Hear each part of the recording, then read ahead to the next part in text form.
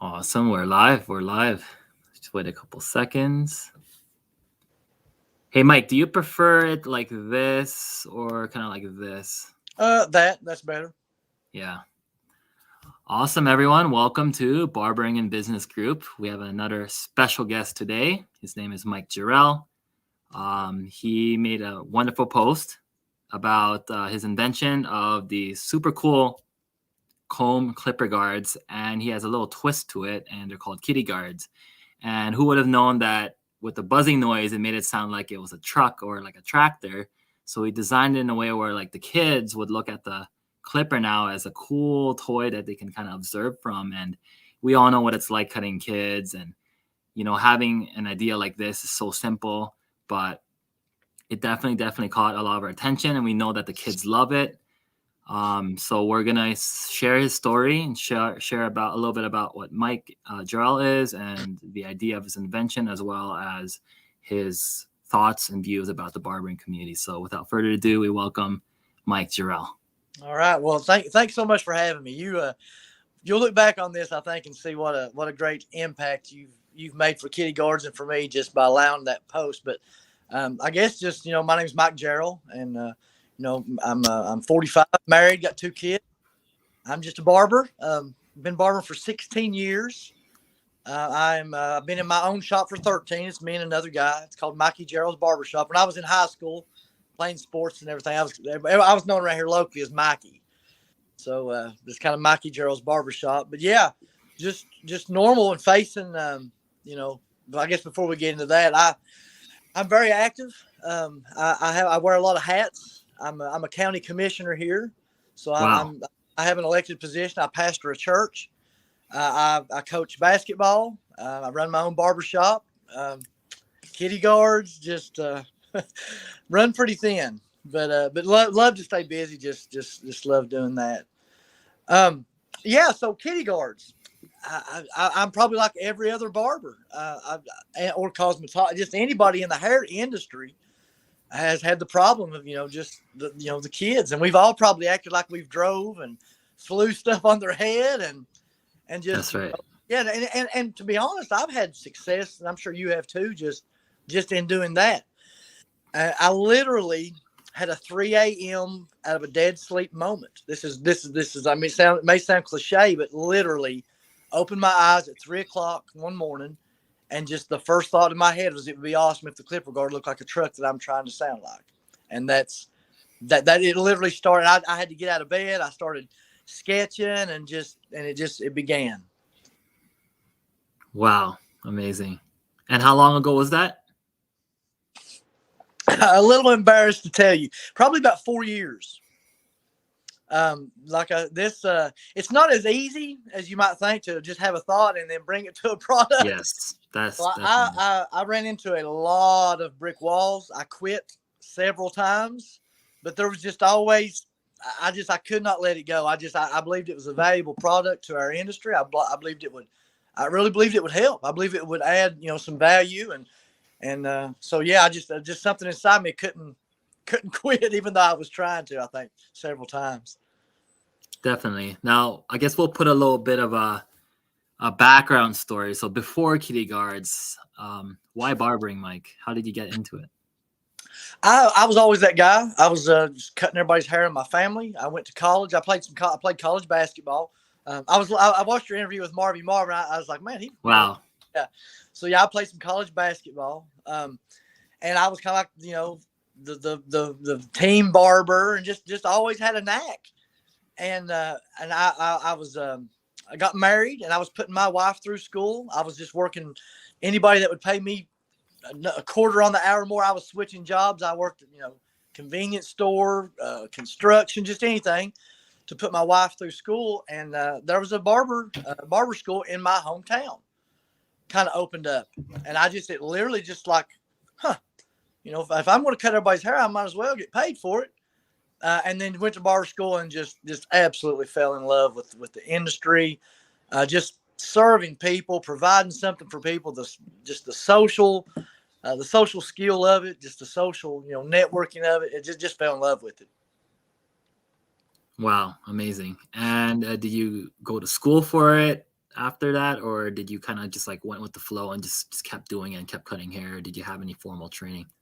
Well, I mean, I had just the normal barber school training. Yes. I think it took me 10 or 11 months. There was just 1,500 hours here. And I was under I've done an apprenticeship under actually a lady, wonderful barber. And so learned a lot there.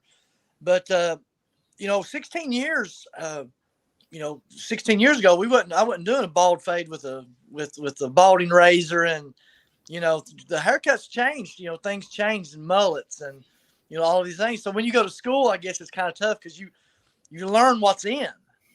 I was, learning flat tops and how to, and when I say taper fade, not the taper fade we're doing now, I'm doing a clipper over the comb. That's tape, right. And so I had to evolve. And man, listen, the community like this, I mean, I'm sure you have too. I've watched enough YouTube videos to kill somebody. I can start naming names, and what that means a lot. I've learned a whole lot, man. Just talented people that have new tricks and ideas. So I've been a student of the game. Just keep up with everything on the market. Keep up with these new hairstyles, and just keep pressing forward. Definitely. Now it's crazy because I get a lot of questions from new cats who are getting into barbering, and I understand that they look into the whole new appeal that like, oh, these barbers are like basically the new doctors basically nowadays, and they're like, they got the glamour, the appeal, they got cool videos, cool fades, they got like almost like celebrities. If we could just get Dr. Pay, yes, that would be good. Yes, and there's actually a handful that actually almost make as much or even more than doctors, and they just understand how to market themselves and just give them what's hype right now, what's hip, what's new right now. That's true. And I get questions from these new gen barbers who either have been cutting hair on the side or just about to get into school. And one of the main questions are like, Kim, or even like, let's say they come up to you, Mike, and they're like, hey, Mike, I'm just getting into barbering and I want to learn what the new skin fade is. What advice would you give a brand new barber? What kind of tips would you give them? Yeah, I've not. I'll tell you something that I've not done enough of that I would love to do more is barber shows, barber battles, barber instruction live. I really there's not too many very close to me, but it's really something that even now, I mean, even I still have that desire. There's just so much. There's so much content out there. It's there. It's not hard to find. And I think, I don't know, it seems like there may be millions out there to watch, but it always seems to, everybody's personality is different. You'll connect with somebody. Just the way they explain it, just something clicks, And that's, I've tried fades every way. I've tried to fade down, fade up. I've tried this one first. I've tried it all. And you find what's kind of good, what feels good for you. And then I thought, oh man, somebody will say something, it clicks, and you kind of are drawn to that guy. So, and then in turn, hopefully I can, pass that down to somebody. So it really is a family. I mean, I know that unfortunately you get a lot of cutthroat and a lot of backstabbing, but man, you can have that. I like the family. I mean, I like to learn that way. So yeah, it's out there. Definitely. And it's crazy because there's a lot of the big passion with the barbering on the art side. But then sometimes people also understand like, hey, I'm not just a haircut. I'm also a business practitioner. And beyond that chair, a lot of these people, most of the barbers will actually start off with like, okay, here's the income.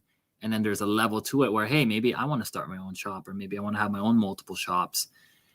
So in terms of the business side, what advice would you give people who are the same level of you? Because you've been in the game for 16 years. There's people that own maybe 2 shops, 5 shops. What kind of insights would you share for them to take it to the next level? Or maybe what's the next step for them? I think most barbers that make it they're entrepreneurs. I mean, whether they've invented a product or, something like that, just the very fact that, you've got your dream, your goal, you build it, I'm working for me. That's the entrepreneur mind. And the avenue, I think you can't be afraid to think of avenues. People come up with merch and they got hats, they got clothing, you can come up with your own brand, your own hair products. I'll tell you something funny. Yeah. I'm a side note. I'm a cologne nut. I love cologne. Wow. Yes. And everything, when COVID, I mean, you couldn't go in and sample nothing.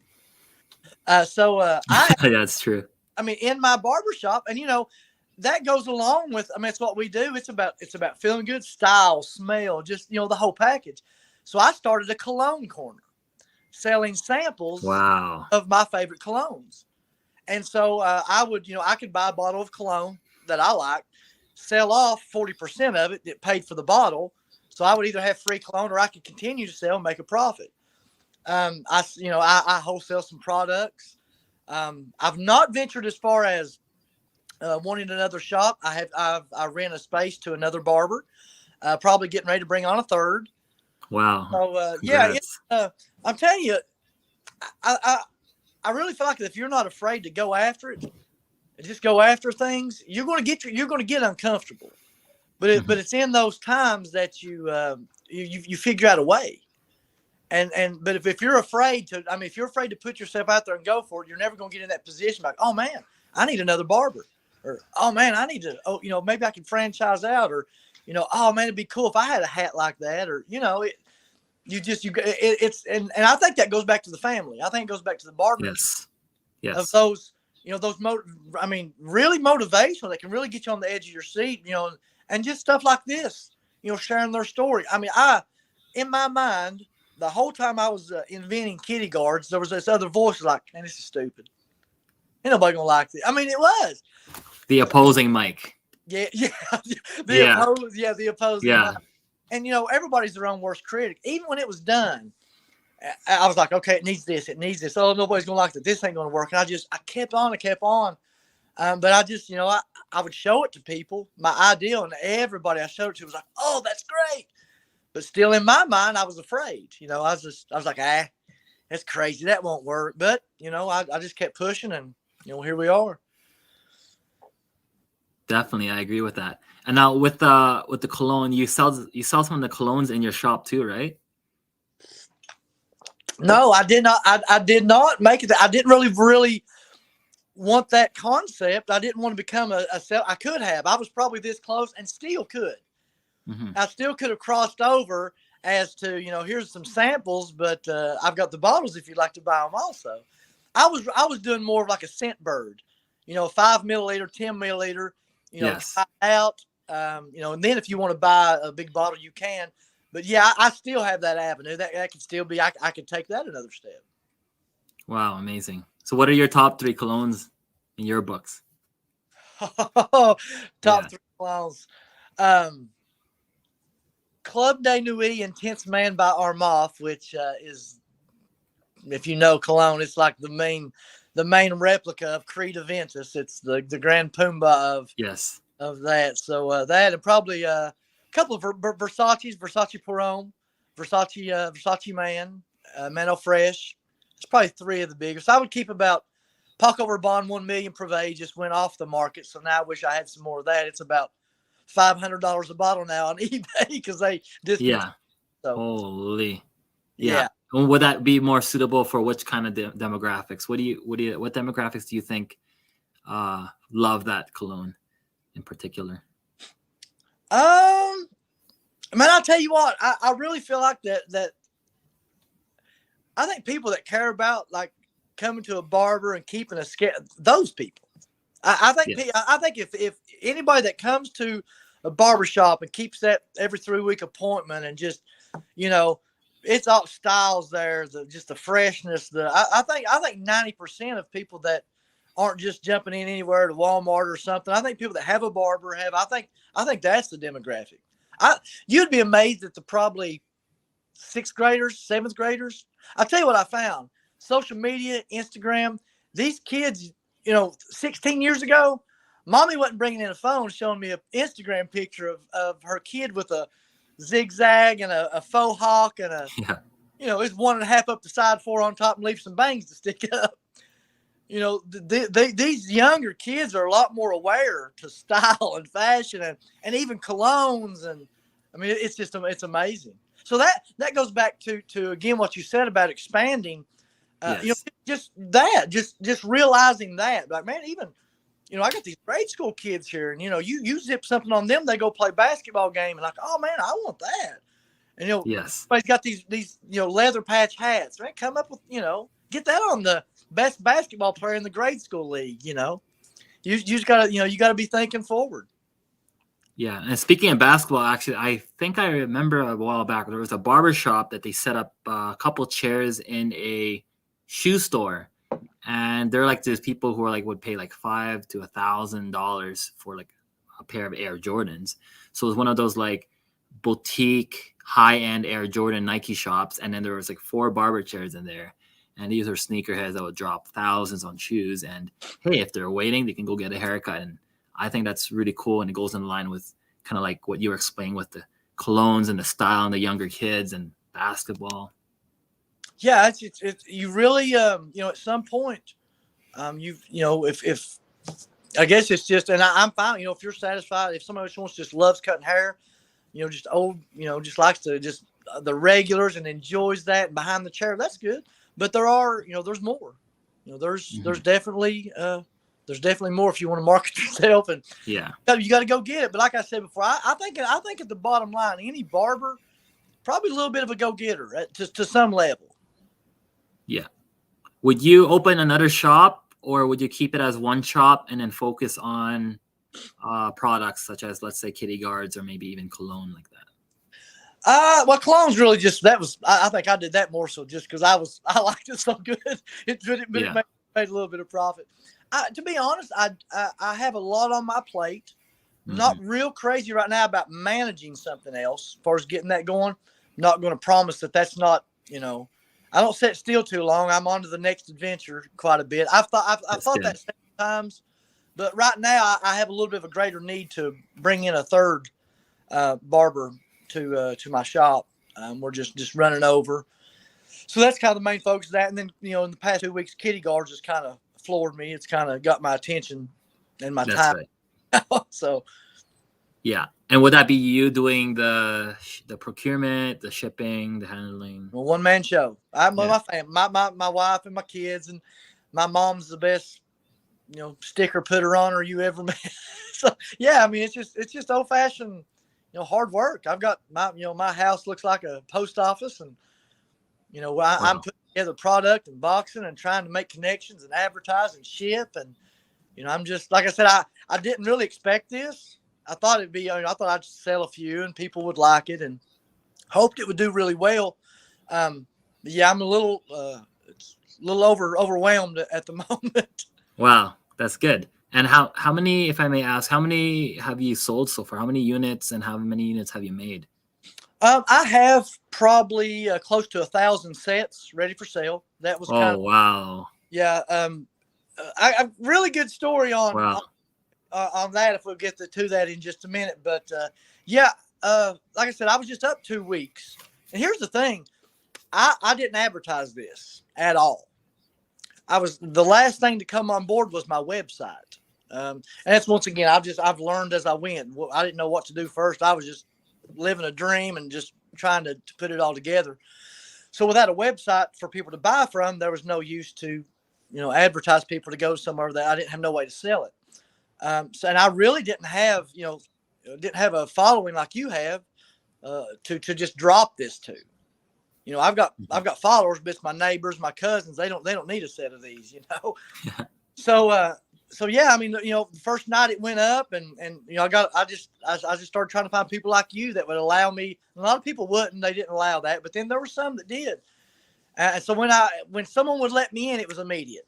I'd get a couple of followers on Instagram. Right. I would get an order, and then I sold one like the first day, and I was like, woo, I've sold one. Yeah, I was like, I'm not a best feeling ever, hey? Yeah, I was like, I almost cried, really. No joke. You can ask my wife. But this has been a labor for 4 years of just frustration and giving up. And then, man, when that ding, that email came up of your first order, I mean, it was good. It felt good. But anyways, 1, then 3, then 15, and I mean, I'm shipping 20 to the UK in the morning. I've got I'm getting orders from New Zealand. Wow. Canada, the United Kingdom. That's crazy. I need distributors. I'm really, it's really amazing. I've got a guy. That's good. I've got 2 interested in distributing in UK. Canada, I'm getting messages. Are you shipping to Canada? I'm trying to figure it out, and I'm trying to get shipping prices.